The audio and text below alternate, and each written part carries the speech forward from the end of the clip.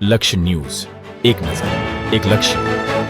થાનગઢ નગરની મધ્યે વિરાટ હિન્દુ સંમેલનનું આયોજન કરવામાં આવ્યું. થાનગઢ નગરની મધ્યે વિરાટ હિન્દુ સંમેલન આયોજન કરવામાં આવ્યું.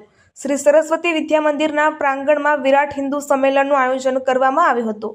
ખેલા સોમનાથના મહંત શ્રી વિક્રમગીરી બાપુ દ્વારા આશીર્વચનમાં ધર્મબોધ, હિન્દુ એકતા, સાંસ્કૃતિક જીવનશૈલી મુદ્દે પોતાની લાગણી વ્યક્ત કરી હતી. હિન્દુ સંમેલનના મુખ્ય વક્તા શ્રી દેવેન્દ્રભાઈ દેસાઈનું ઉદ્બોધન રહ્યું. તેમણે પંચ પરિવર્તન હિન્દુ સંગઠન પર પોતાના વિચારો પ્રસ્તુત કર્યા. થાનગઢના મંદિરના ધાર્મિક સંતો પધારીને આ કાર્યક્રમની કીર્તિ વધારી હતી તથા મોટી સંખ્યામાં ધર્મપ્રેમી ભાઈ બહેનો તથા બાલગોપાલ ઉપસ્થિત રહ્યા હતા. આ ધાર્મિક સંમેલનમાં નાની બાલિકાઓ દ્વારા સાંસ્કૃતિક વેશભૂષામાં સમય સ્વાગત કરવામાં આવ્યું હતું.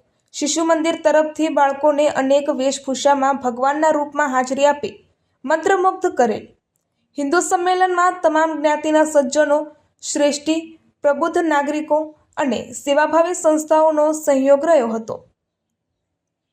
શ્રી હિન્દુ સંમેલન સમિતિના દરેક કાર્યકર્તાઓએ આ કાર્યક્રમની સફળતા માટે ખૂબ પરિશ્રમ કર્યો હતો.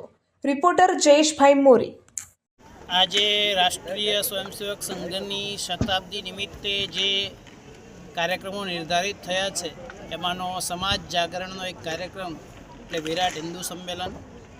સંઘ દ્વારા દરેક મંડળ સ્તરે અને નગરોમાં વસ્તી સ્તરે આ હિન્દુ સંમેલન આયોજિત કરવાના છે.